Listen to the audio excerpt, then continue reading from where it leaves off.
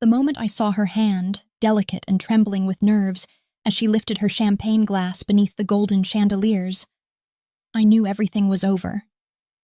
The diamond on her finger caught the light like a weapon, flashing across the room, slicing through the illusion I had so carefully built around my heart. It wasn't just any diamond.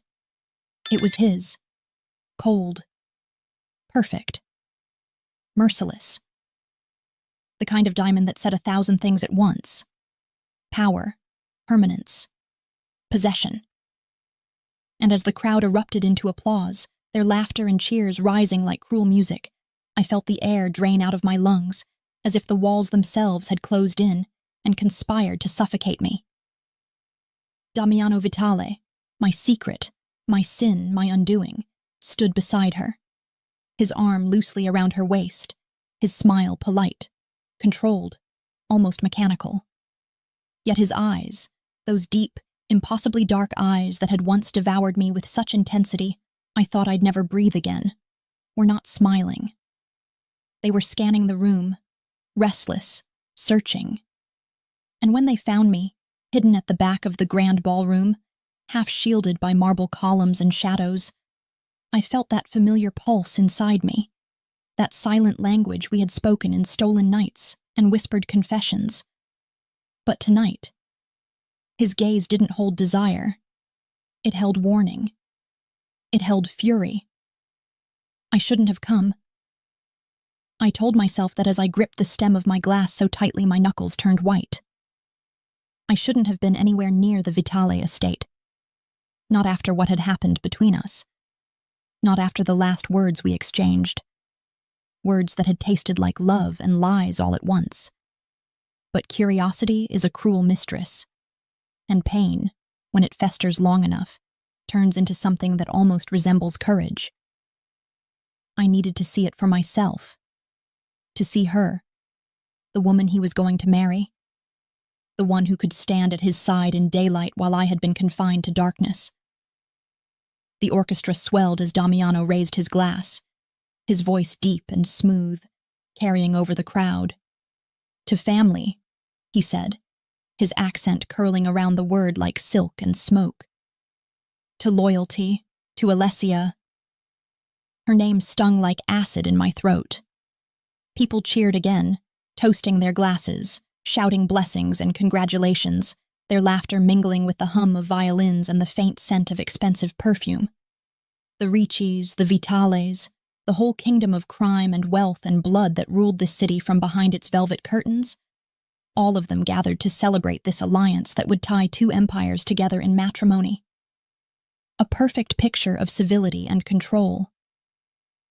And somewhere in the back of that glittering cage stood me. The woman he'd kept in secret. The one who'd known him not as a name whispered in fear, but as the man whose hands had trembled against my skin in the dark, whose heartbeat I had memorized like prayer, whose lies I had believed because his eyes told me not to ask for truth. My chest tightened as he kissed her hand, his lips brushing her knuckles with practiced affection. Everyone clapped, but I saw the flicker in his expression, the tension in his jaw, the ghost of something unspoken behind his calm facade. He looked like a man trapped in his own kingdom, a king bound by the crown he forged with blood. And I, his ghost, his secret, his mistake, stood there, invisible.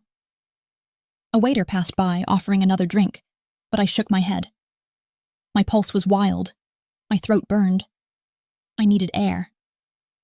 I slipped away from the ballroom, heels clicking against the marble, the sounds of celebration fading behind me until all I could hear was my own breath, and the faint echo of my name in his voice, the way he used to say it when no one was listening. Isabella, he would whisper, as though the name itself was something sacred. You don't belong in the light. You belong here, with me. And like a fool, I had believed him. Outside, the night air was cold and sharp, the gardens glowing faintly under the moonlight. Roses bloomed along the stone paths, their fragrance sweet and mocking. I leaned against a pillar, staring out at the fountains that glittered like pools of shattered stars. The laughter from inside drifted through the open doors, soft and distant now, a melody from another life. That was where I should have stayed, with the quiet, the shadows, the truth that no longer fit inside the fairy tale they were spinning inside that hall. But then I heard it, his voice, closer now, low and dangerous and intimate even when he wasn't trying. "I didn't think you'd come," he said. I froze. I turned slowly, and there he was, framed by the doorway, his tuxedo crisp, his tie undone just enough to hint at the chaos beneath his surface. His gaze raked over me, and for a moment neither of us spoke. The silence between us was heavy, full of everything we hadn't said, everything we'd tried to bury. "You didn't think I'd want to see it for myself?" I asked, my voice steadier than I felt. He stepped closer, his expression unreadable. "You shouldn't be here, Bella Mia." "Neither should you," I shot back. "Not with her, not when— enough." His tone was sharp, final, the kind of tone that made grown men flinch. But I wasn't a soldier in his army anymore, and I wasn't afraid. I took a step closer. "You think you can hide behind loyalty and business and pretend this doesn't exist?" My hand pressed against my chest. "Pretend we didn't exist?" For a fraction of a second, something in his eyes softened, and I thought I saw the man I had loved, the one who would trace constellations on my skin and whisper that he'd burn the world before he'd lose me. But then it was gone, buried beneath layers of control and power. "This is how it has to be," he said quietly. I laughed, but it came out more like a sob. "For who? For your empire? For her?" "For you," he said. The words hit harder than I expected. For me. Always for me. That had been his excuse for everything. For lying, for hiding me, for breaking me. He had always claimed it was to protect me from the world he ruled. But maybe it was just easier for him to keep me caged, to love me without ever risking the consequences.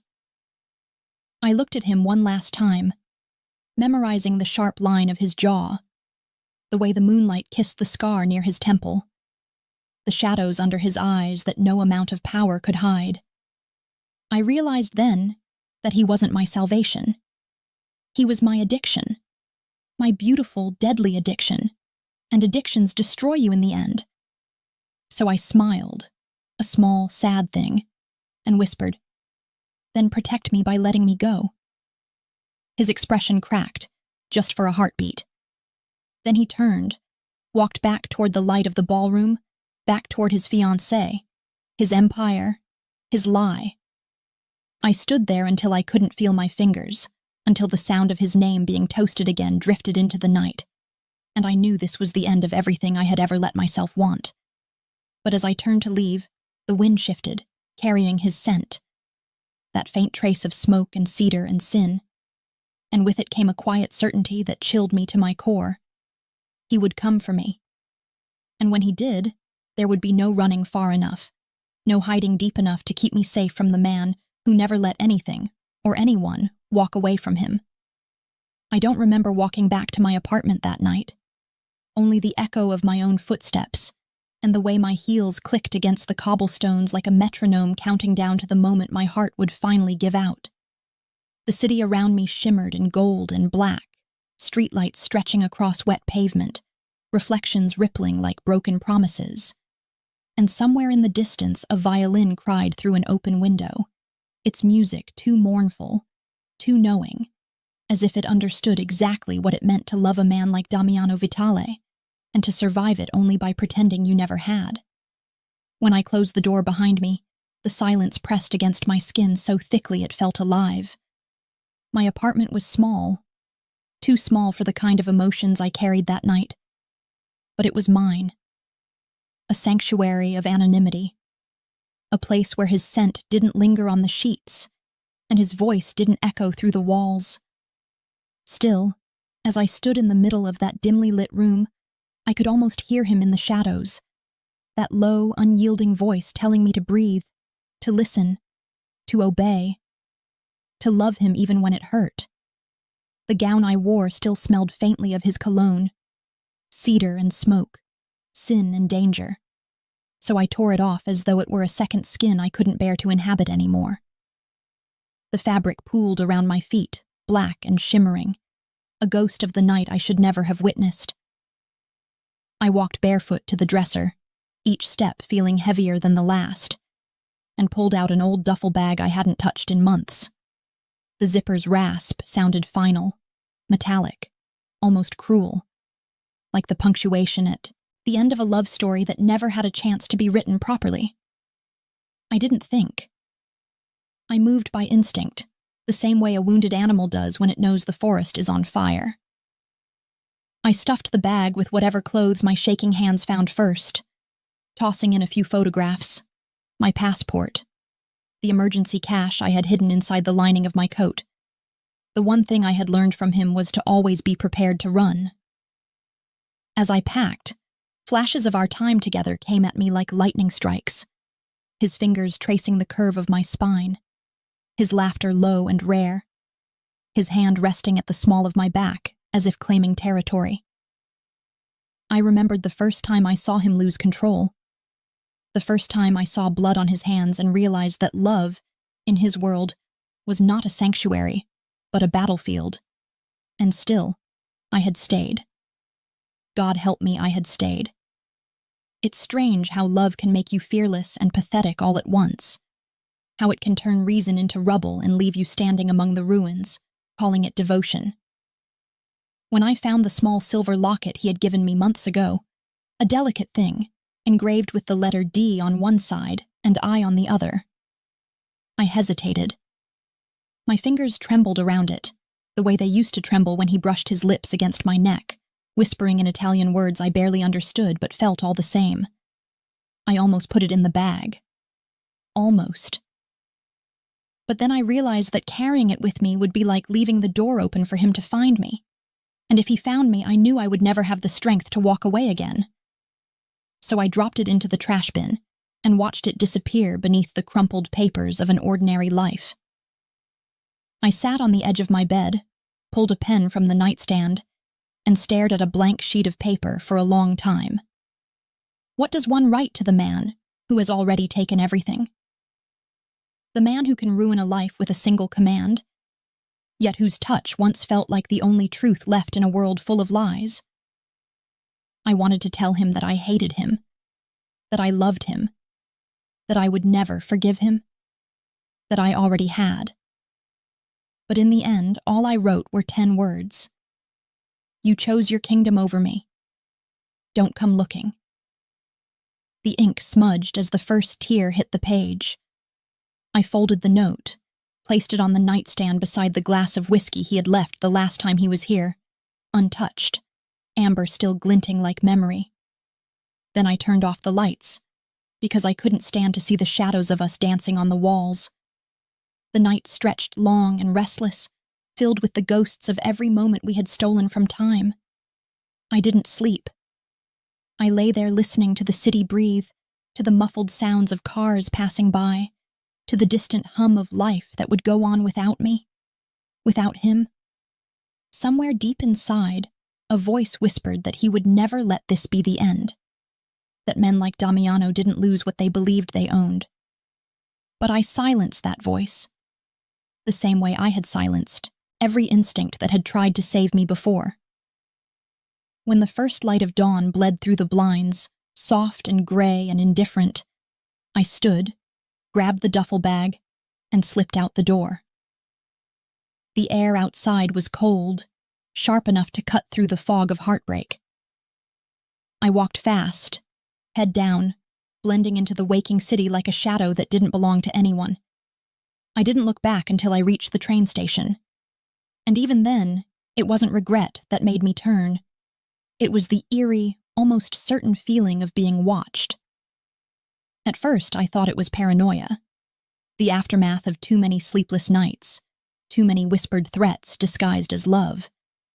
But then I caught a glimpse of a man in a dark coat standing by the far platform, his posture too rigid, his attention too still. He wasn't reading a paper. He wasn't waiting for anyone. He was waiting for me. Panic rose in my chest, but I forced myself to breathe, to move, to pretend I hadn't seen him. I bought a ticket to a small coastal town 2 hours south, a place no one in Damiano's world would ever think to look. As the train pulled away from the city, the skyline shrinking into a blur of glass and smoke, I pressed my forehead against the window and told myself that I was free. But freedom, I was learning, doesn't come without a cost. The rhythmic clatter of the train on the tracks should have soothed me. But every sound felt amplified. The hiss of the brakes, the murmur of strangers, the faint buzz of my phone vibrating inside my coat pocket. When I finally looked at the screen, the world tilted. One message. No name. Just 2 words. You think you can walk away from me? My fingers went numb. The phone slipped from my grasp, landing on the seat beside me. The landscape outside blurred into streaks of gray and green as the train gained speed, carrying me farther from the city, farther from him, or so I thought. But I knew better. I had always known better. Because when a man like Damiano Vitale decides you belong to him, distance is only an illusion, and escape is nothing but the space between one heartbeat and the next. And somewhere behind me, beyond the noise of the tracks and the wind, I could almost hear it. The low, deliberate rhythm of footsteps that would, sooner or later, find their way back to me. It's strange, the way silence can turn into a sound all its own when you're running from someone who knows how to move through shadows, how to find you even when you've buried yourself beneath false names and untraceable addresses, as though the air itself betrays your breath, as though every heartbeat sends out a signal that says he's coming. I had thought the little coastal town would be my salvation. It was quiet, sun-drenched, almost forgotten. A place where the ocean whispered secrets to the shore, and the streets smelled of salt and citrus and solitude. I rented a small apartment above a bakery whose owner didn't ask questions, and for a while I pretended I was just another traveler passing through, someone who read books by the window and took long walks by the sea and didn't flinch every time a car slowed too long near the curb. I told myself that I had left Damiano Vitale behind, in the city of smoke and chandeliers and blood-soaked promises, that the message on my phone had been nothing but a last flare of control, a warning meant to remind me who I belonged to, but that it wasn't real. Not anymore. Not here. But lies have a way of making themselves comfortable when they know they're needed. At first it was small things, a feeling more than a fact. The sound of footsteps behind me when I walked home after sunset, steady but unhurried, fading the moment I turned. The same black car parked across from the bakery every morning, always empty, always there. A delivery of roses with no note, their petals the exact shade of red as the dress I wore the night he first told me he loved me. I threw them out, but the scent lingered for days. One evening, when the sky was melting into lavender and gold, and the sea looked like it could swallow the sun whole, I saw a man standing by the pier, smoking. He didn't look at me, not directly, but there was something about the way he exhaled. Slow, deliberate, almost ritualistic, that made my pulse trip over itself. I changed direction, heart pounding, pretending to browse through a souvenir stand, pretending not to feel the weight of eyes I couldn't see but could feel tracing every move I made. When I turned back, he was gone. Only the faint curl of smoke remained, drifting in the wind like a promise. That night I dreamed of him. Not the man by the pier, but him, Damiano.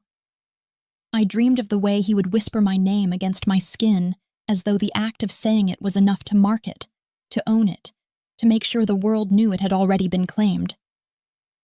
I woke up tangled in my sheets, my throat tight, my body betraying me in ways I refused to acknowledge, because even in absence, he still found a way to possess me. Days blurred into weeks. and the small, peaceful life I had tried to build began to feel like a performance staged for an invisible audience. I started leaving the lights on when I slept. I double-locked the doors. I stopped answering my phone. Every sound became suspicious, every face unfamiliar, every silence too heavy.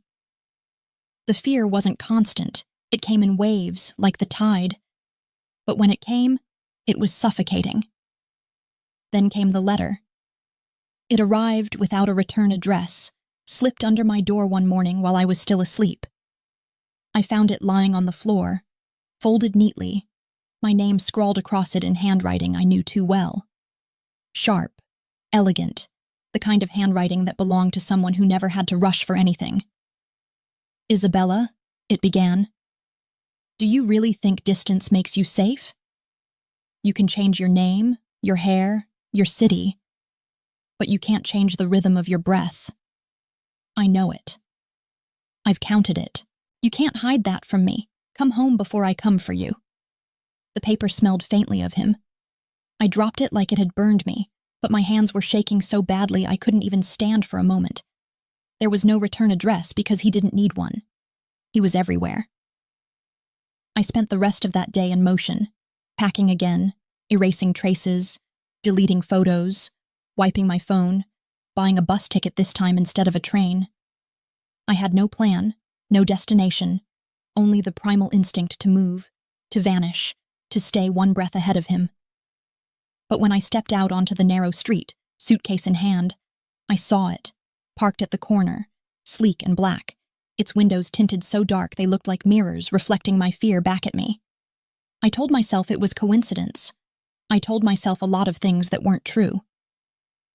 I turned down another street, faster this time, the wheels of my suitcase clattering against the cobblestones, my pulse roaring in my ears.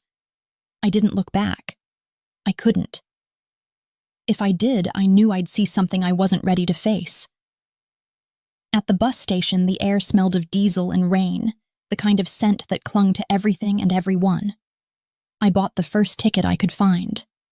Destination didn't matter, only distance. As I sat waiting, I glanced up at the row of glass windows that overlooked the street, and for the briefest moment, I saw him. Or maybe it was just the reflection of who I was when I belonged to him. Tall, immaculate, expression unreadable, standing at the edge of the crowd, his hands in his pockets, as if he had all the time in the world. And though logic screamed it couldn't be him, he had a fiancé, a business, an empire to run. My body reacted before my mind did. My breath caught, my skin prickled, and I felt that familiar electricity crawl up my spine, the one that whispered, "You're not free." I blinked, and he was gone. The bus arrived. I boarded it, took a seat by the window, and watched the world slide by in blurs of motion and memory. But as the landscape shifted, something inside me refused to believe I had escaped. Damiano Vitale didn't chase women. He hunted them. And when he decided something, or someone, was his, he never stopped until he had it back under his control. That night, in another town, another rented room that smelled faintly of mildew and fear. I opened my phone again even though I had promised myself not to. There were no new messages. Not yet. But the silence was worse than the threat. It was patient. It was deliberate. I lay on the bed, staring at the ceiling, remembering the way his hands would trace my pulse when I slept, how he once said, "If you ever try to leave, I'll find you." Not because I have to, but because I want to. At the time, I thought it was love dressed up in darkness. Now I understood. It was possession dressed up as passion. The irony is that part of me still wanted him to find me.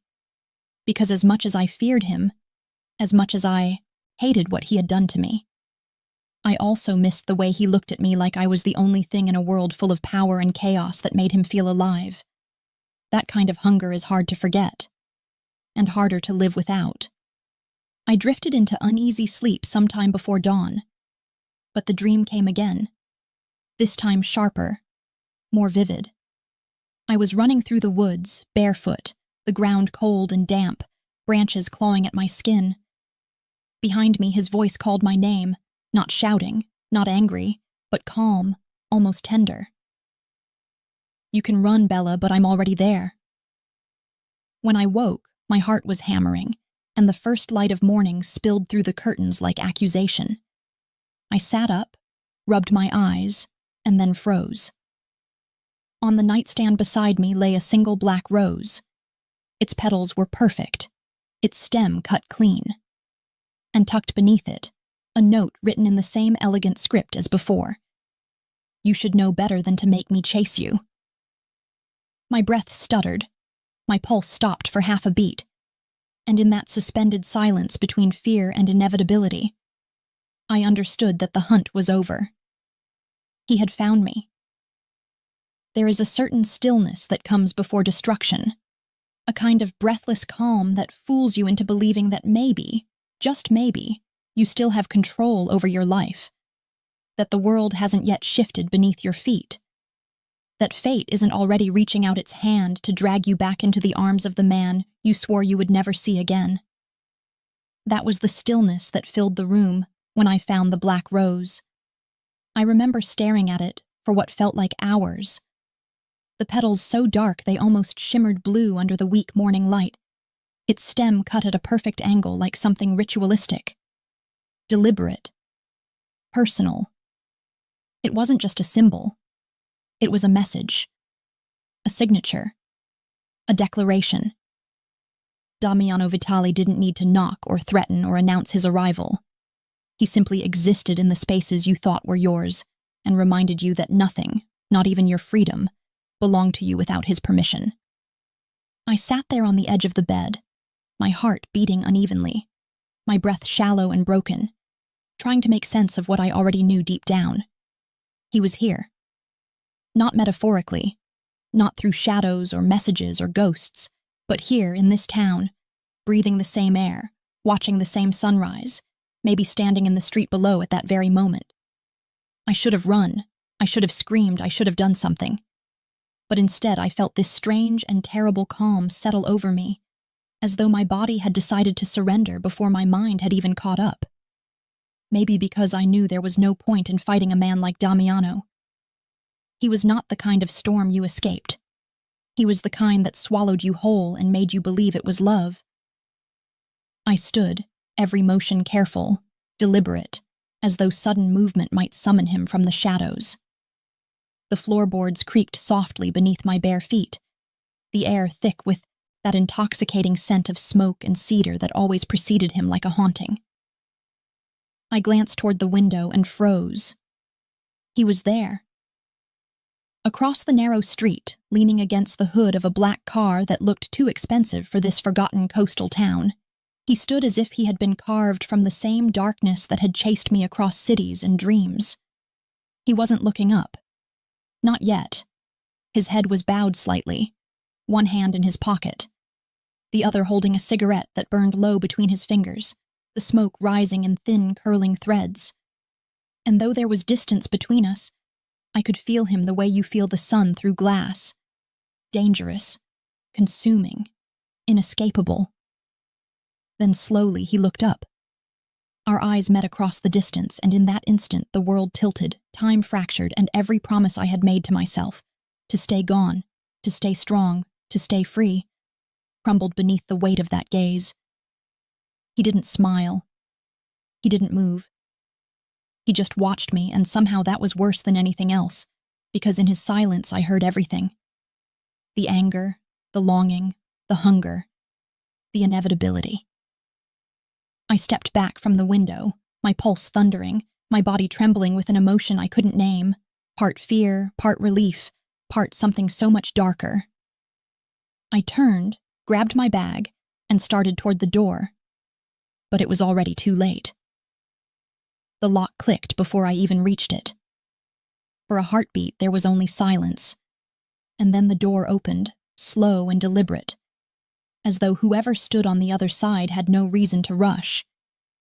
He stepped inside without asking, without hesitation, without guilt. Damiano Vitale filled the room the way storms fill the sky, completely, inevitably, mercilessly. He wore black, as he always did, the fabric of his suit so sharp and tailored it made the air seem less refined by comparison. His tie was gone, the top buttons of his shirt undone, exposing a sliver of the skin I once kissed in the dark. He didn't look tired, though I knew he hadn't slept in days. He looked driven, possessed by something that existed beyond reason or restraint. "Hello, Bella," he said, his voice low, rough, intimate in a way that made my stomach twist. "Did you miss me?" I wanted to lie, to spit venom, to remind him that he had no right to ask me that. But my voice betrayed me. "You shouldn't be here." He laughed softly, stepping closer, the sound of it rich and dark, filling the space between us. "You said that last time," he murmured. "And yet here we are again." I backed away until my shoulders brushed the wall, but he didn't stop moving. Each step he took felt measured, almost predatory, his gaze never leaving mine. "You shouldn't have run," he said. "You know I hate chasing things I already own." "I'm not yours," I whispered, but it sounded weak, even to my own ears. He reached out then, his fingers grazing my jaw, tilting my chin upward until I had no choice but to meet his eyes. "You've been mine since the first night you said my name like a secret you didn't want anyone else to hear." His thumb brushed my lower lip, slow, deliberate, claiming, "And you'll be mine until the last breath leaves your body." The room felt smaller with every heartbeat. The air, thinner. I wanted to shove him away, to scream, to remind him that I had left, that I had chosen to leave, but part of me, that reckless, broken part that still remembered what it felt like to be loved by him, stayed frozen. "You're engaged," I managed to say, the words sharp, desperate. "You have a fiancé." Something flickered in his eyes. Anger, maybe, or regret, or both. "That was business," he said. "This is personal." He said it like a confession, like an apology he didn't know how to give. When he stepped closer again, I turned my head, but his hand caught my wrist, gentle yet unyielding. "Don't run from me," he said, his breath hot against my ear. "You know I'll always find you." "I don't want to be found," I whispered. "Then why did you look at me like that just now?" His voice dropped lower, almost a growl. "Why did you tremble when you saw me?" Because part of me still loved him. Because part of me always would. But I couldn't say that. Not without shattering the fragile lie I'd been trying to live. He must have seen the answer in my silence because his expression softened for the briefest moment, a crack in the armor of the man the world feared. "You think I don't know what I've done to you?" he murmured. "You think I don't hate myself for it? Then let me go," I said, my voice breaking on the words. "Please." He closed his eyes, exhaled slowly, and for a moment I thought he might actually do it. But when he opened them again, the softness was gone. "No," he said simply. "Not this time." He reached into his pocket, pulled out my locket, the same one I had thrown away, and placed it in my palm.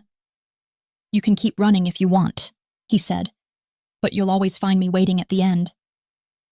I stared at the locket, at the familiar engraving, at the way it felt heavy and cold against my skin.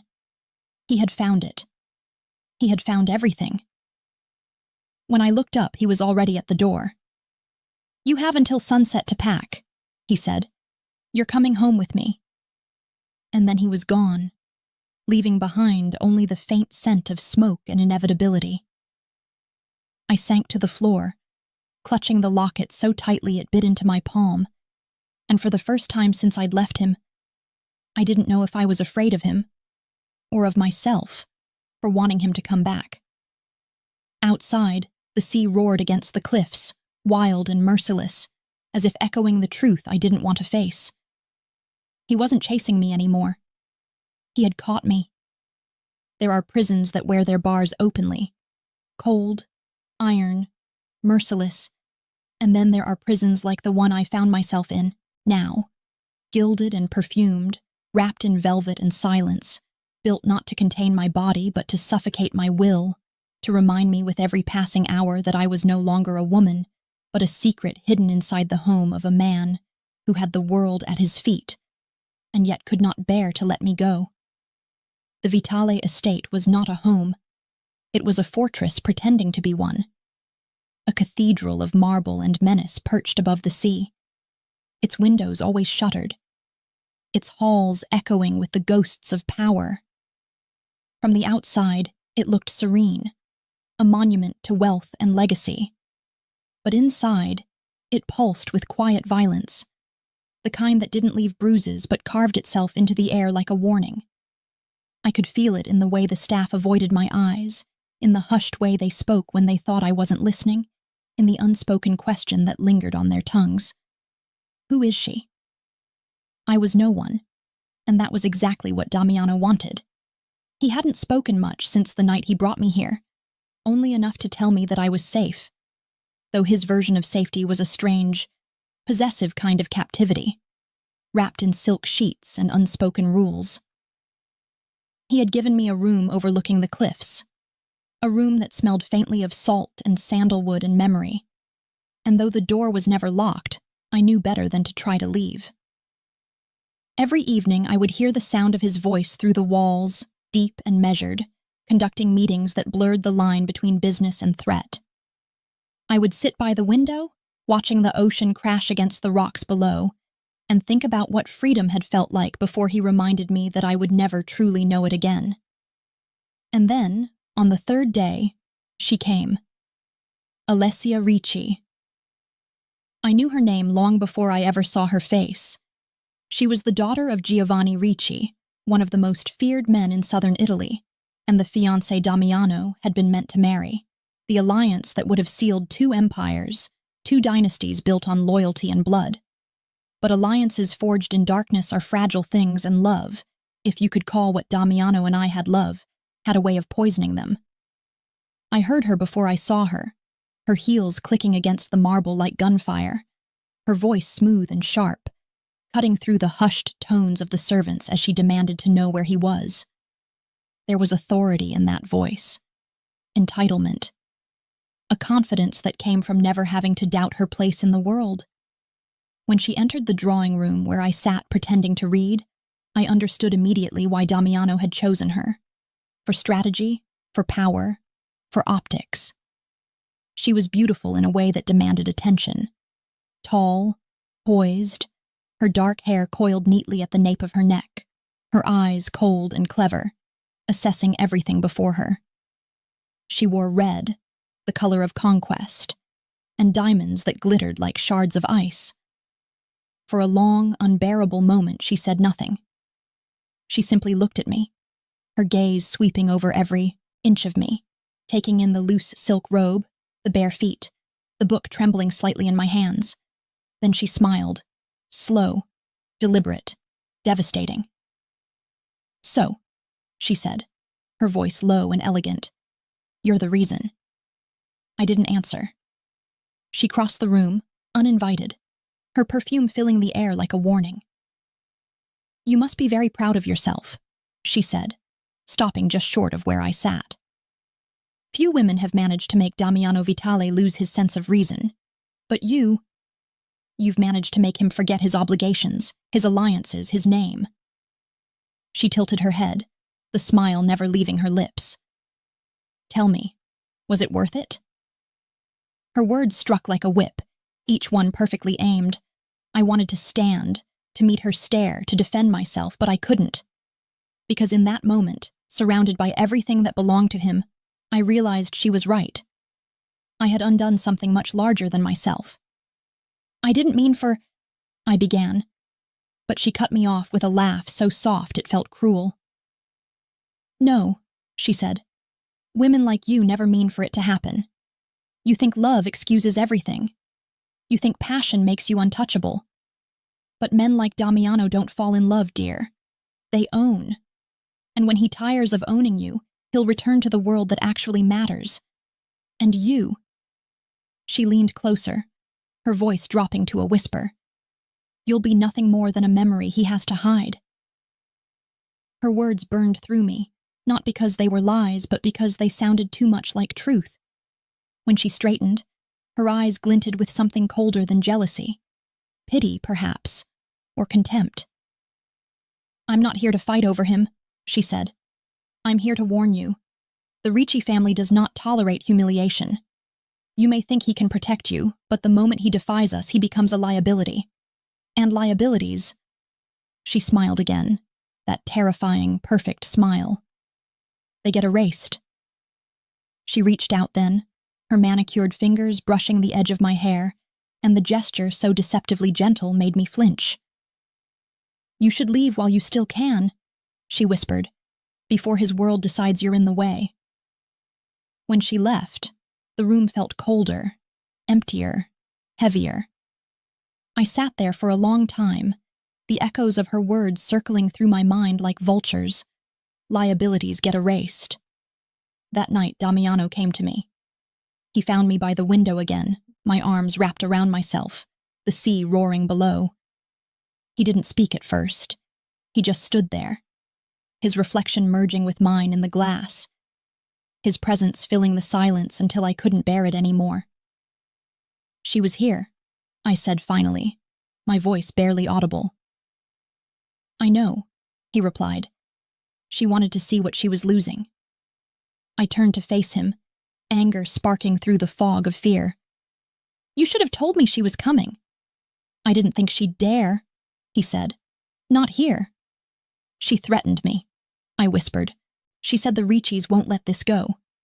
He stepped closer, his expression unreadable, his eyes dark as the storm gathering outside. "Let them try." "It's not just you they'll come for," I said. "It's me. And you can't protect me from everyone." His hand came up, fingers brushing my cheek, his touch both tender and possessive. "You underestimate what I'm willing to do for you." I looked at him then, really looked at him, and for the first time I saw not the man who had held me, kissed me, loved me in secret, but the ruler he had become, the man who would burn entire families to keep what was his. And I realized with a clarity that terrified me that Alessia hadn't come here just to threaten me. She had come to remind me that I was standing in the path of a war. Outside, thunder rolled over the sea, distant but growing louder. Damiano's voice was quiet when he finally spoke again. "You're not leaving this house," he said. "Not until I say it's safe."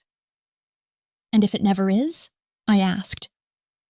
He met my eyes, and in his silence I heard the truth. It never would be. He kissed me then, slow and devastating, as if trying to brand me one last time before the world fell apart.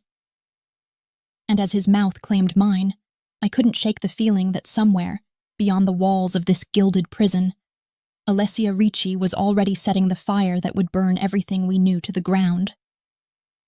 The storm came at night, not from the sky, but from within the walls themselves, as if the house had been holding its breath for too long, and finally exhaled the kind of fury that leaves no survivors, no peace, only the echoes of what it destroys. I felt it before I heard it, the tension thickening in the air, the way the staff whispered nervously down the corridors, the sudden deafening silence that fell whenever Damiano's name was spoken. It was as though the entire world had tilted toward the inevitable, and all that was left was for it to fall. He had disappeared after our argument, the one that ended with my voice cracking under the weight of fear, and his lips silencing my protests, as if love could erase the truth. Hours passed, the rain hammering against the glass, the sea raging below, and I sat by the window again, watching lightning fracture the horizon into brief moments of clarity. I wanted to believe that this was just another of his temper's storms, the kind that burned out as quickly as it came, but something about the air told me that this time, the fire would not be contained. When he returned, just past midnight, I barely recognized him. His suit jacket was gone, his shirt clung to his chest, damp with rain and something darker, something metallic that gleamed faintly in the low light. His hands were red, His jaw clenched so tightly I could hear his teeth grind when he exhaled. And his eyes, those beautiful, terrifying eyes, were filled with the kind of quiet that comes only after violence. He didn't speak right away.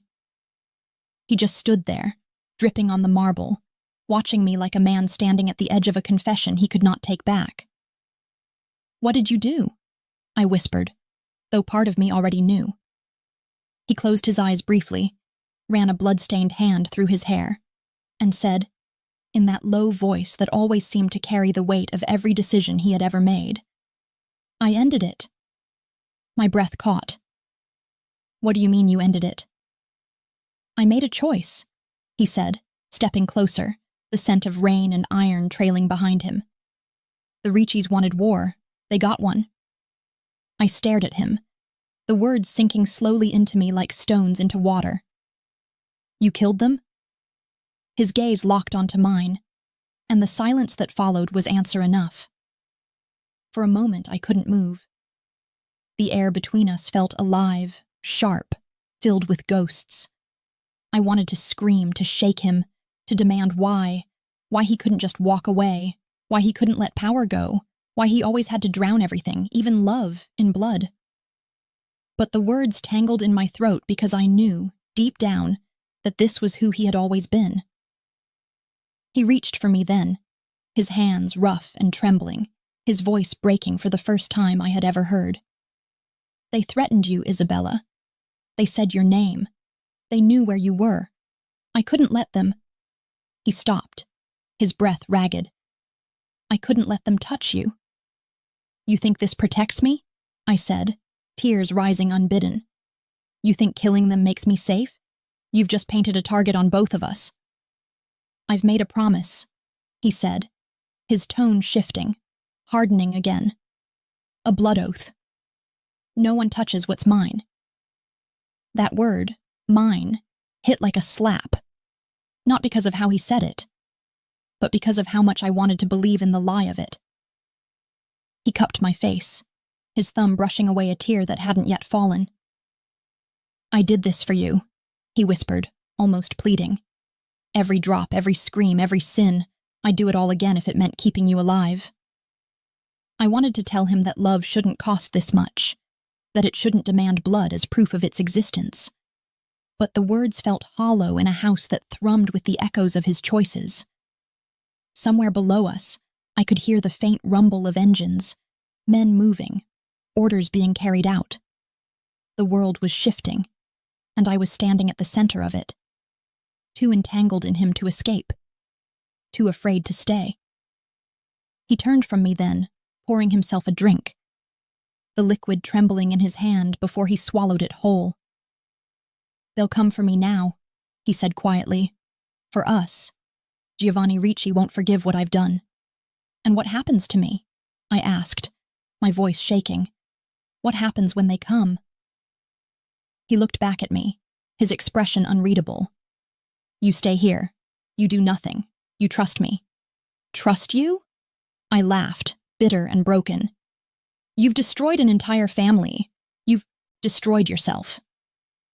He set the glass down hard, the sound echoing like a gunshot. "I destroyed anyone who threatened to take you from me. That's not the same thing." But it was, and we both knew it. Hours later, when the house had gone quiet again, I wandered through the hallways, barefoot, following the lingering scent of smoke and rain. The portraits on the walls seemed to watch me as I passed, silent witnesses to centuries of men who mistook violence for loyalty. I stopped at the grand staircase, looking down at the main hall, where Damiano now stood surrounded by his men, giving orders in a voice that brooked no defiance. He looked like a king addressing his court, his authority absolute, his heart nowhere to be found. I realized then that Alessia had been right all along. Love didn't save men like Damiano, it only made them more dangerous. When he saw me, he dismissed the others with a nod, his gaze following me as I descended the stairs. "You shouldn't be here," he said, his tone softening. "I couldn't sleep," I replied. "Too much blood in the air." He sighed, stepped forward, and pulled me against him. His arms were strong, unyielding, the kind of embrace that felt like both shelter and cage. "You don't have to understand what I did," he murmured against my hair. "You just have to survive it." I wanted to resist, to push him away, but I didn't. Instead, I let him hold me, let the rhythm of his heartbeat drown out the storm outside. It was steady, powerful, almost soothing, until I remembered that it was the same heart that had stopped others from beating. Later, when he finally fell asleep beside me, I lay awake staring at the ceiling, tracing the shadows cast by the flickering candlelight. His hand rested against my waist, heavy, possessive even in sleep. I thought of Alessia's words, of the promise of erasure, of the inevitability of vengeance. The Ricci's wouldn't stay silent. The blood oath he had sworn to me would only tighten its noose around us both. Outside, thunder cracked again, rolling across the horizon like a warning. I rose quietly, moving to the window, watching the rain streak down the glass. In the distance, far beyond the cliffs, lights flickered where there should have been darkness. Cars, dozens of them. I pressed a hand to my chest, the panic slow and creeping, like ice beneath my skin. They were coming. I turned back to the bed, to the man who had burned his world to protect me, and for the first time since I met him, I wasn't sure if I should wake him, or run before the fire reached us both. The night we fled the Vitale estate, the world felt as if it had been stripped of sound, as though even the ocean had chosen silence out of respect for the blood that had been spilled to buy our escape. I remember the way the headlights sliced through the fog, the rhythmic hum of the tires against the wet road, and the faint tremor in Damiano's hands as he gripped the steering wheel too tightly, his knuckles pale beneath the strain, the scent of gunpowder still clinging to his jacket like a shadow that refused to let go. I sat beside him, my body trembling not from the cold, but from the raw, nauseating knowledge that everything I had once been, every belief, every boundary, every dream, had been erased the moment I chose to love a man whose heart beat in time with chaos. The rain came in sheets, relentless, turning the roads into rivers and the world into a blur of gray and silver. Neither of us spoke, though I could feel the words hovering between us like ghosts, heavy and unfinished. The silence was not peace, it was punishment, a fragile bridge between guilt and desire that neither of us dared to cross. Every now and then, he would glance at me, his eyes dark, searching, as if trying to confirm that I was still there, that I hadn't disappeared into the storm the way everything else in his life seemed to do. We drove for hours, through forests that whispered secrets, through villages that slept behind shuttered windows, through the kind of darkness that seemed to swallow time itself, until the car finally slowed near dawn, the first light creeping timidly across the horizon. The safe house was hidden deep in the hills, a stone villa surrounded by vineyards and silence, its beauty almost cruel in contrast to the world we had left behind. When he killed the engine, the sudden stillness felt deafening. For a moment, he just sat there, staring out at nothing, his breath visible in the cold air. Then he turned to me, his voice hoarse, low, and almost human. "We'll be safe here," he said. The words sounded hollow, and we both knew it. Inside, the villa smelled of dust and cedar, a place abandoned but not forgotten. The furniture was old, heavy, covered with white sheets like corpses awaiting resurrection.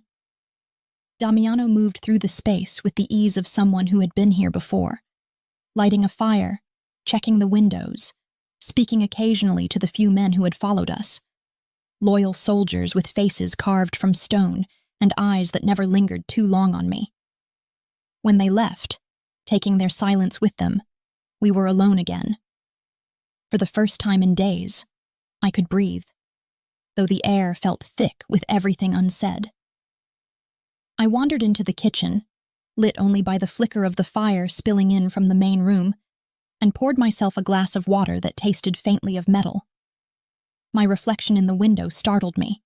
Eyes hollow, hair tangled, a smear of ash along my temple. I looked like someone who had been loved by war. He came up behind me then, his presence heavy but quiet, his hands finding my shoulders with the same careful possessiveness that had once made me feel protected and now only made me feel trapped. "You should rest," he murmured. "I can't," I said, my voice breaking on the edge of exhaustion. He hesitated, and for a moment I thought he might step back, give me space, but instead he turned me to face him, his eyes searching mine as if he could find forgiveness somewhere in the ruins. "You're angry," he said. "I'm terrified," I whispered. "There's a difference." He nodded once, slowly, his thumb brushing along my jaw in that tender way that always betrayed him, that always made me remember that beneath all the power and brutality, there was still the man who had once whispered poetry in Italian against my skin, as if he'd been praying. "I did what I had to," he said, more to himself than to me. "And how many more will you have to kill before you're done protecting me?" I asked. The question hung between us like smoke. He stepped away, pacing near the fire, his silhouette sharp against the flames. "You think I wanted this?" he said, his tone rising, cracking under the weight of something I couldn't name. "You think I wanted to trade peace for blood? I tried to fix it, Isabella. I tried to make them understand. The engagement, Alessia, it was supposed to keep you safe." I froze, the words slicing through the air like glass. "You did it for me?" He looked at me then. Really looked, and I saw the truth there. The guilt, the desperation, the twisted kind of love that drove him to destroy everything in the name of salvation. "Giovanni Ricci found out about us months ago," he said quietly. "He threatened to expose you, to use you against me. The engagement was my way of keeping him close, keeping his eyes off you. It was the only way I could control him without spilling blood." "But you did spill blood," I said, my voice trembling. "You spilled all of it." He didn't deny it. He just stood there, his shoulders slumped, his eyes burning with that terrible honesty I had once mistaken for devotion. "I thought I could control it," he said. "I thought I could make it clean.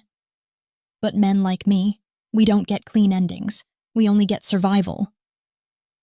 I wanted to hate him for it, for believing that violence could ever be love.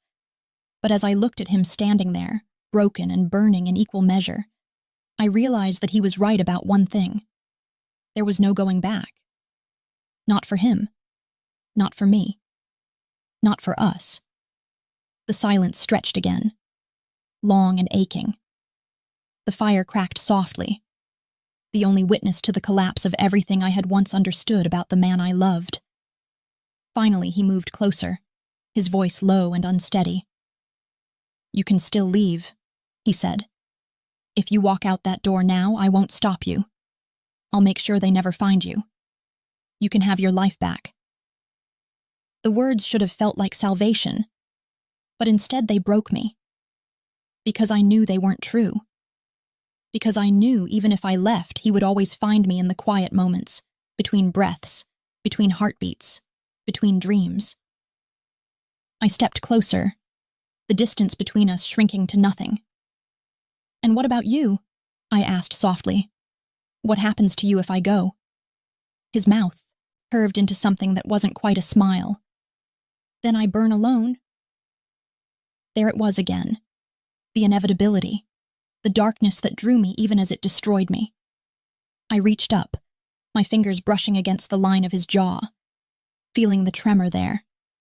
The pulse that beat too hard, too fast. "You don't get to decide who burns," I said. "Not anymore." He caught my wrist, pulled me closer, his breath warm against my skin. "Then stay," he whispered. "Stay and let it be both of us." The firelight flickered across his face, painting him in shades of gold and ruin.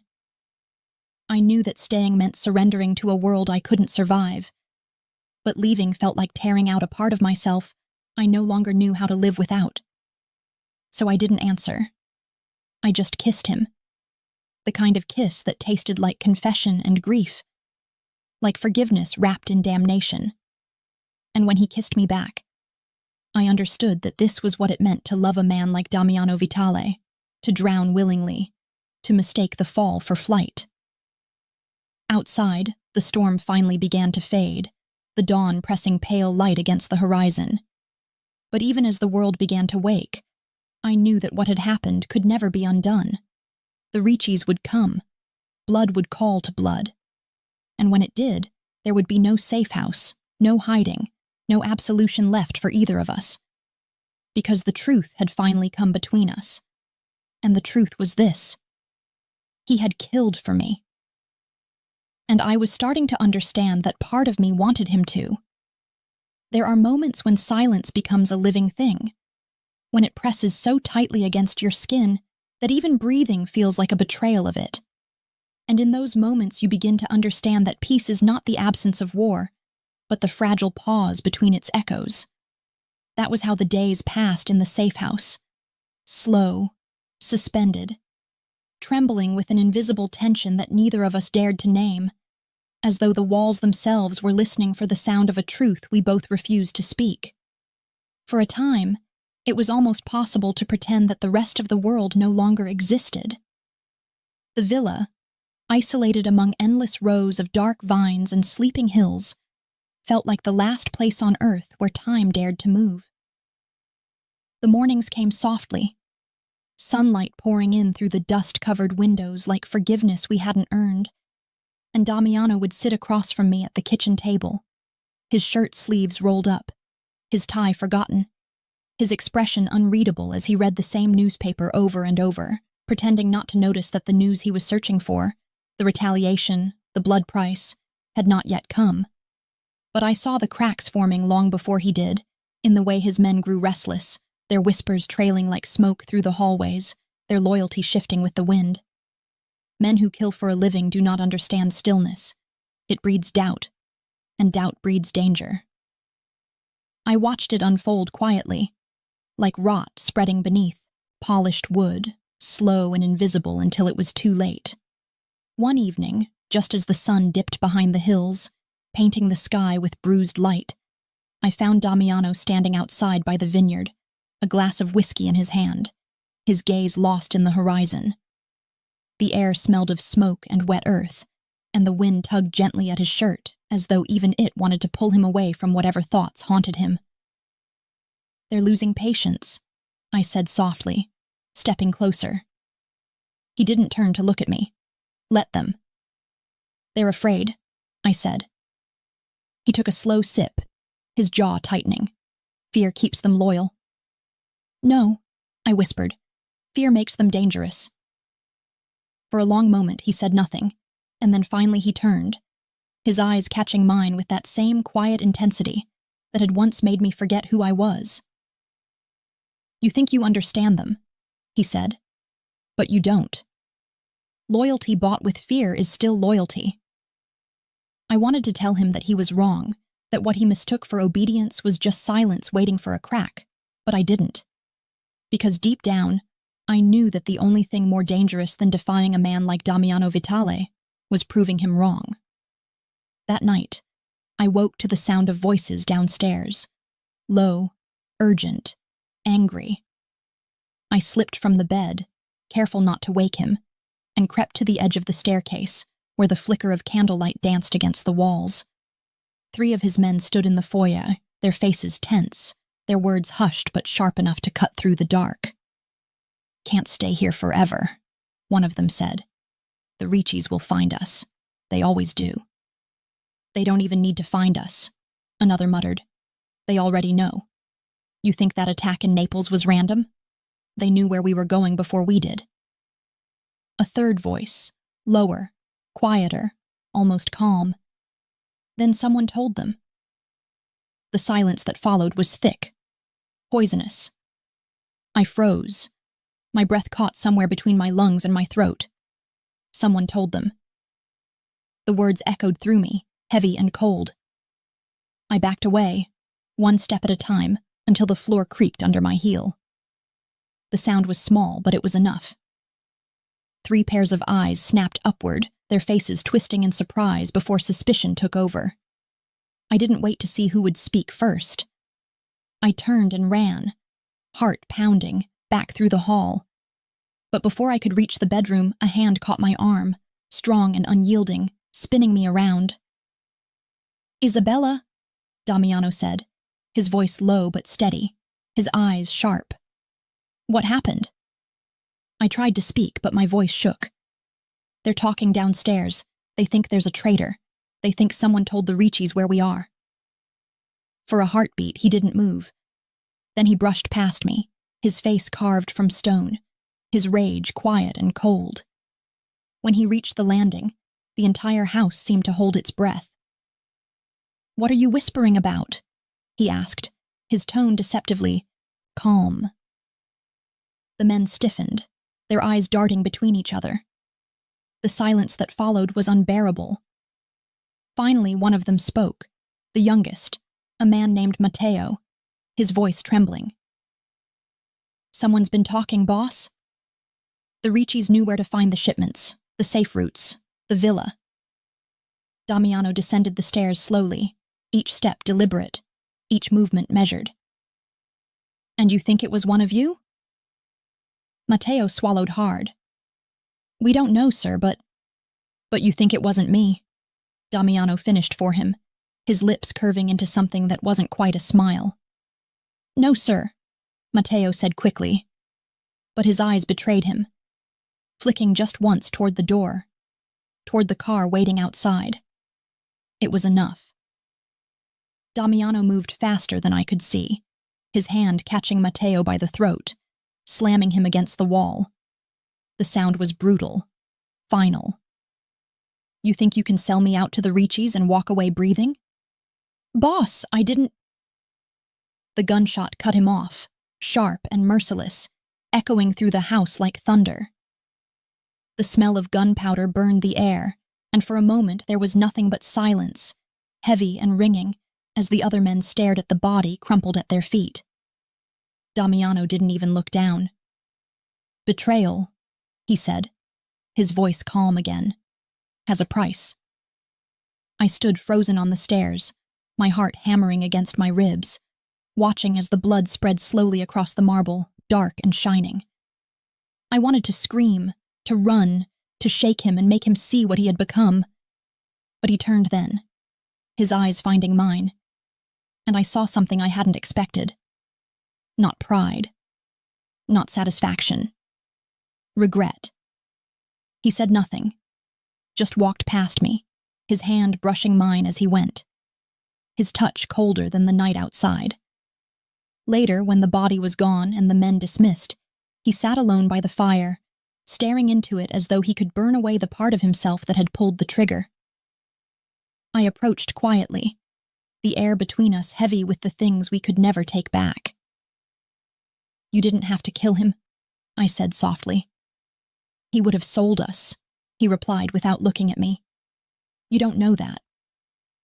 His eyes lifted to mine, dark and hollow. "In my world, knowing isn't required. Believing is enough." The words broke something inside me, because I realized that somewhere along the line, belief had replaced truth, and love had become the currency we used to excuse everything. He reached for me then, his hand trembling slightly. "You still don't understand, do you?" he whispered. "Every time I kill, I lose a piece of myself. But when it's for you, I don't care what's left." And though I wanted to pull away, though I wanted to tell him that this wasn't love, that it was madness wearing its mask, I couldn't. Because his voice cracked on the last word, and for a moment, he wasn't the Mafia king who ruled through fear. He was just a man begging to be seen. Outside, the night was alive again, the wind howling through the vines, the dogs barking in the distance, the faint hum of engines somewhere far off. The world was moving closer. I looked at him, my voice breaking as I spoke. "They'll come for us. You know they will." He nodded once, slow and certain. "Let them. This time I'm ready." But as he turned back to the fire, I couldn't shake the feeling that readiness was just another word for doom. And when I glanced toward the window, I saw it. Just a flicker of movement at the tree line. A glint of headlights too far to be coincidence. We weren't alone anymore. The betrayal hadn't ended with Matteo. It had only just begun. There are nights that never end. Nights that stretch so long and deep that they become a kind of living nightmare. And you start to wonder if dawn will ever come, or if the world has decided to keep you suspended forever between fear and fate. The night they came for us was one of those nights. The kind where the air itself felt alive, trembling with the promise of violence, the sky heavy with rain that refused to fall, and every heartbeat sounded like a countdown to the inevitable. I remember waking to the sound of footsteps outside, quick and uneven, the kind that belong to men who carry guns and purpose. The house was dark, the fire long since gone cold, but the smell of smoke still clung to the air, thick and bitter, as though it had learned to stay. For a moment I thought it was another dream, the kind that starts with silence and ends in blood. But then I saw Damiano at the window, his body tense, his hand hovering near the gun on the table, and I knew it was real. "They've found us," he said quietly without turning, his voice stripped of everything except certainty. Those words hit harder than the sound of any gunshot could. I froze. The blanket clutched around me, my mind still half asleep but my heart fully awake, thundering so loudly I thought it might give us away. "How?" I whispered, though I already knew the answer. Betrayal had a way of multiplying once it began, like fire catching in dry grass. He didn't answer, only glanced at me once, his eyes dark and calm in that terrifying way that meant the storm inside him had already broken free. "Get dressed," he said. "Now." The next few minutes blurred together, hands shaking as I pulled on my clothes, the metallic click of a gun being loaded, the scent of gasoline and damp earth seeping through the cracks in the walls. Outside, the sound of engines grew louder, headlights cutting across the vineyard like searchlights hunting ghosts. I caught a glimpse of shadows moving through the rows of vines, men with weapons, moving in formation, quiet and sure. They weren't coming to talk. They were coming to end it. Damiano turned to me, his hand gripping my chin just long enough to make me meet his eyes. "If I tell you to run, you run," he said. "Don't argue. Don't look. Back. Do you understand?" "I won't leave you," I said, but my voice shook with the lie. He smiled then, a small, broken thing that looked more like sorrow than reassurance. "You already did once," he said softly, "and I came for you. I always will." Before I could answer, the first shot shattered the night. The sound was deafening, echoing through the valley, followed by the sharp crack of glass as a bullet tore through the window. Damiano grabbed me, dragging me to the floor as another shot hit the wall above us, spraying dust and splinters into the air. The smell of gunpowder burned my throat, and for a second, all I could do was listen. The chaos outside, the shouts in Italian, the rapid fire of weapons splitting the quiet open like a wound. He moved with terrifying precision, his body all instinct and control. "Stay here," he said, already reaching for the door. "No," I hissed, grabbing his arm. "Damiano." But he was gone before I could finish, disappearing into the hall with the sound of war rising around him. I pressed myself against the wall, my breath shallow, every sense alive with terror. The house trembled with gunfire, with footsteps, with the weight of violence that seemed to come from every direction at once. I could hear him shouting orders, his voice steady even in the chaos, the kind of voice men would follow into death without question. Then came the sound of shattering glass, the crash of a door giving way, and suddenly the gunfire was inside the villa. I crawled toward the corner, my fingers digging into the floor, the air thick with dust and fear. Somewhere nearby, one of Damiano's men screamed, a sound that cut off too suddenly, and then there was silence again, the kind that comes only when death has entered a room, I don't know how long I stayed there, crouched in the dark, trembling, listening to the sound of my own heartbeat. Minutes, maybe hours. Then I heard footsteps, slow, heavy, deliberate. Not running, not searching, but certain. I looked up just as the door creaked open, and there he was. Not Damiano. The man who stood in the doorway wore the same dark clothes as the others, but his face was unfamiliar. Young, scarred, his eyes cold and empty. He raised the gun slowly, almost lazily, as if this moment meant nothing to him. I didn't think.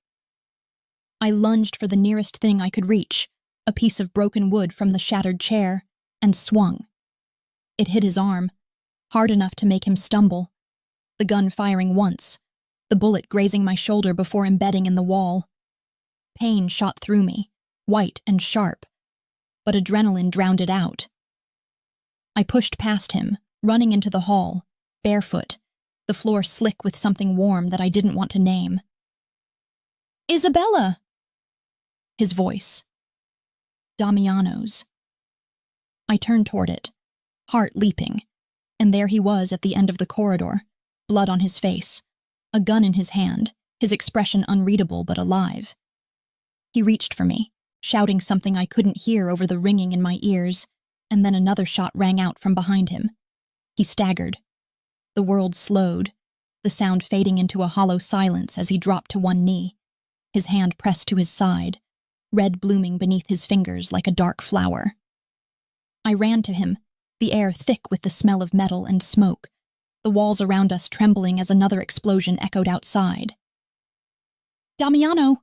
I gasped, falling to my knees beside him. No, you're okay! You're okay!" His hand found mine, gripping it tightly, his eyes locking onto mine with that same fierce clarity that had always terrified me. "You have to go," he said, his voice strained but steady. "They'll kill you if you stay." "I'm not leaving you," I said, tears blurring my vision. "I can't." He tried to smile, but it came out as a grimace. "You always say that," he whispered, "and you always do." A door burst open somewhere behind us, shouts in the distance, boots pounding against the floor. I could see movement through the smoke, figures closing in, armed, merciless.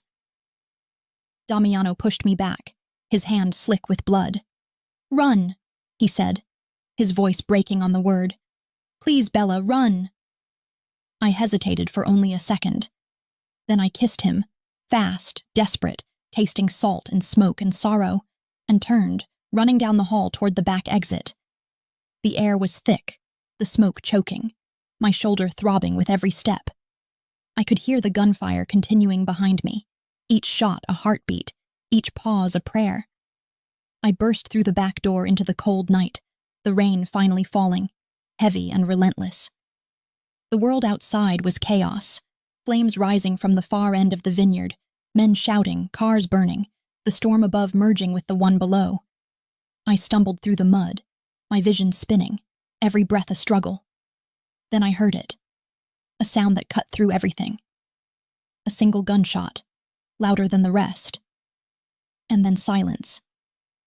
I froze, my body trembling, the rain washing the blood from my hands, my mind refusing to believe what it already knew.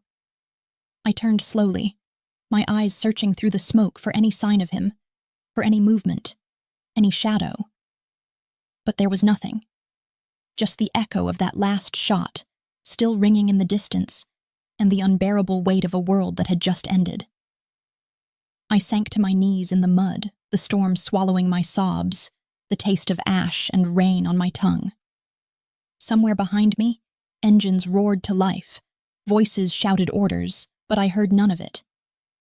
Because in that moment all I could think, over and over, like a prayer I didn't know how to finish, was that love, no matter how dark, always demands a price. And I was finally beginning to understand what it meant to pay it. Then, through the chaos, through the wind and rain and grief, I heard it. Faint, broken, but real. A voice. My name. "Isabella," I turned toward the sound, heart pounding, hope flaring like lightning. And then just before the world went black, I saw him, Damiano, staggering through the smoke, blood pouring from his side, his hand reaching for me. Then another figure emerged behind him, gun raised, a flash of light, and everything disappeared. When I woke, the world was white. Not the kind of white that comes with purity or peace, but the kind that blinds you, that erases edges and color and meaning until everything is the same. Silent, sterile, empty. The first thing I heard was the sound of a monitor beeping somewhere near my head, steady, patient, a sound that tethered me to life even when I wasn't sure I wanted to stay. My body ached in ways I couldn't name, and my arm felt heavy, a thin tube trailing from it like a leash connecting me to something invisible and mechanical. I turned my head slowly, and the light hurt. For a moment, I didn't know where I was. The room smelled of antiseptic and rain-soaked linen. The window was open a crack, letting in the faint sound of waves crashing against distant rocks. And it was only then, when I saw the sea beyond the glass, that I remembered. The storm, the gunfire, the blood, his voice, Isabella. Panic surged through me before my body could keep up. I sat up too fast, pain flaring sharp through my shoulder, the memory of the bullet burning through my skin again. A nurse appeared, her expression startled, her voice gentle but practiced. "You need to rest," she said in Italian, and when I asked, no, begged, to know where I was, she hesitated before answering. "A clinic near Salerno," she said. "You were found unconscious near the coast. You've been here for 3 days." 3 days. My heart stopped for a beat that felt longer than a lifetime. "Where is he?" I asked, though I already feared the answer. She looked at me for a long moment, pity softening her face. "He was here," she said quietly, "but he left. We don't know where." And just like that, I couldn't breathe. I wanted to believe she was lying, that he was still somewhere nearby, pacing the halls, waiting for me to open my eyes so he could remind me that nothing, not even death, would take me from him. But the silence that followed her words was too final, too still, too much like goodbye. When she left, I pulled the IV from my arm, ignoring the sting, the small bloom of blood. I needed air, space, truth. I stumbled to the window, the world outside painted in shades of gray and salt. The sea looked endless, cruelly calm, the kind of calm that follows catastrophe. Somewhere out there, maybe beneath the waves or beyond them, lay the end of everything I had been running from. That night I couldn't sleep. I kept hearing his voice in my head, not the way it had sounded when he gave orders or made promises, but the way he said my name when we were alone, when it wasn't a command or a claim, but a prayer. I remembered the way his blood had stained my hands, the way his body had crumpled in the smoke, the way his eyes had found mine even as the world fell apart around us. And I remembered the last thing he said, "Run." So I had. But running had never saved me. It had only delayed the inevitable, the moment when I would have to choose between the life I wanted and the one his love had built around me like a cage. The next morning, an envelope arrived. No name, no return address, just my room number written neatly in dark ink. The nurse handed it to me with a small frown, and I waited until she left before opening it. Inside, there was only a single piece of paper, thick and cream-colored, folded once. "You once asked me what love meant to a man like me. The handwriting was his. It means everything and nothing. It means the reason I fight and the reason I fall. It means you." The words blurred as tears filled my eyes, but I forced myself to keep reading. The Ricci's are gone. Their house, their name, their power, all of it turned to ash. The price was high, too high, but it's paid. You're safe now. I made sure of it. You'll never have to look over your shoulder again. They'll come for me instead, Maybe they already have by the time you read this. Maybe I'm writing to you from somewhere I can't leave. Either way, I need you to live, Bella. Not survive. Live. Find a place the world doesn't know and breathe without fear. That's the only thing I've ever wanted for you. There was no signature. He didn't need one. The letter slipped from my fingers, landing softly on the sheets, but its weight stayed pressed against my heart. I sank to the floor, my body trembling. My soul caught between grief and fury, and a love that refused to die no matter how much blood it cost. I hated him for leaving. I hated him for saving me. I hated him for giving me a future I didn't ask for. But most of all, I hated that I still loved him. The days that followed blurred into each other, filled with the dull rhythm of recovery, of pretending that I was whole when I was nothing but the echo of a story that had ended in smoke.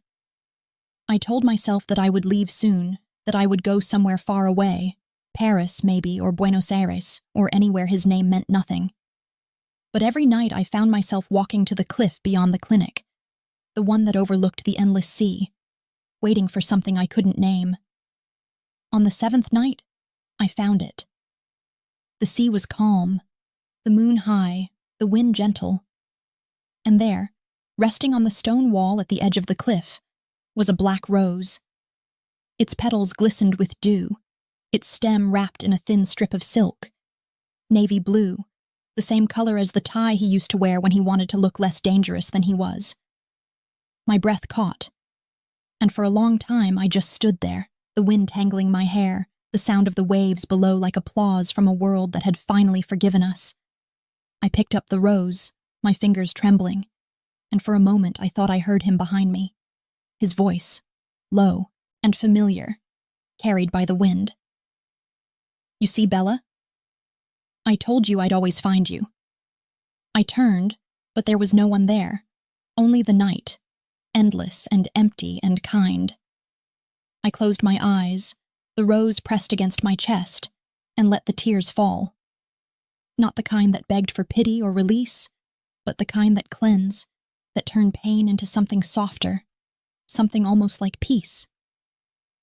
I realized then that love like ours was never meant to end in forever. It was meant to burn, to destroy, to change everything it touched and leave behind only the proof that it had existed. When I finally opened my eyes again, the horizon was beginning to pale, the first hint of dawn stretching over the sea. The world looked fragile in that light, as if it too had survived something unspeakable. I placed the rose on the stone and whispered, "You kept your promise." The wind carried the words away, scattering them like ashes. Then I turned and walked back toward the path, my steps slow but steady. The horizon blooming behind me in colors that felt almost merciful. For the first time in what felt like forever, I didn't look back. Because some stories aren't meant to be retold. They're meant to be felt. Once, deeply, and then released into the world, where they live on in whispers and memory. And as the light touched my face, warm and new, I understood that love was never about possession or salvation or even forgiveness. It was about survival. About remembering that even in ruin, the heart still beats. And mine still did.